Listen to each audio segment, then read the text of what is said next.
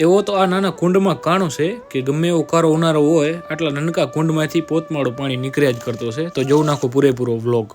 તો જય મોગલ અને હર હર મહાદેવ. આજ તમે લઈ જાતો હા જરધામ, જે ખડીરમાં આવેલો છે.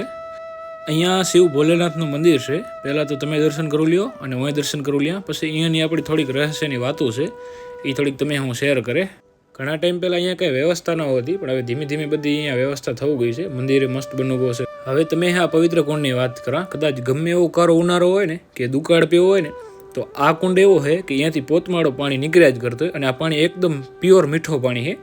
હવે તમે કદાચ એ થતો હોય કે અત્યારે તો ચોમાસો છે તો ગમે ત્યાંથી પાણી નીકળતો હોય ને આવતો હોય નદીમાંથી, પણ ના ભાઈ, એવો હોય તો તમે ટ્રાય કરવું જોઈએ.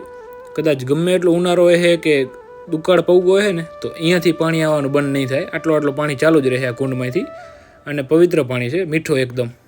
અને હવે આ પાણીની એક તમે બીજી વાત કરા, તમે જો ક્યાંય સાંભળ્યો હોય તો કમેન્ટ કર્યો, મેં તો નથી સાંભળ્યો.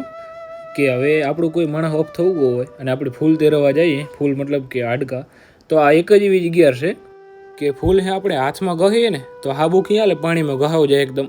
અહીંયા હાલે આપણે ફૂલ હે ગહીએ ને તો ફૂલ એકદમ ગહાવ જાય. અને આ મેં એક જ આવી જગ્યાએ જ સાંભળ્યો છે, બાકી ક્યાંય એટલે ક્યાંય નહીં સાંભળ્યો કે હાડકા હે આપણે આવી રીતે ફૂલ હે હાથમાં ગહીએ અને ઘસાવ જાય. તમે ક્યાંય સાંભળ્યો હોય તો મોહે કમેન્ટ કર્યું તો ખબર પડે. સારો વાગે પછી થોડાક આગળ ગયા એટલે પથ્થર જેવો કેવો વાગતો છે ઢોલને વારે. અને મેં હમણાં ગુરુ પણ એવો સાંભળ્યો કે આમાં કે 5 વાગ્યા પછી રાતે કોઈ રહેવો હોય ને તો રહું ના શકે. રાતે કાંઈક ને કાંઈક વિચિત્ર અવાજ કે બધું સંભળાય, મતલબ કે કોઈ પાવર કરવું આવે તો આમાં રાત રહું ના. હવે જે આમાં કે ગુરુ સેવા કરતા એના કોઈ હગા છોકરા છે, તો એ આપણા સબસ્ક્રાઈબ બની કર્યા. તો એ પણ હાલો તમે હું ઉપર જૂનવાણી ખંડેર મકાન બતાડ. હવે એવો તો છે નહીં કે ગામ મેલું ને કોઈ આંસે ઉપર રહેવા આવે. અને આંસે ઢોકળી ધારમાં બાવેડે સિવાય બીજો કાંઈ દેખાતો નથી. એટલે એનો મતલબ તો એ જ ને કે ઘણા ટાઈમ પહેલાંના મકાન આ જૂના ખંડેર થઈ ગયેલ છે હવે આ બધા.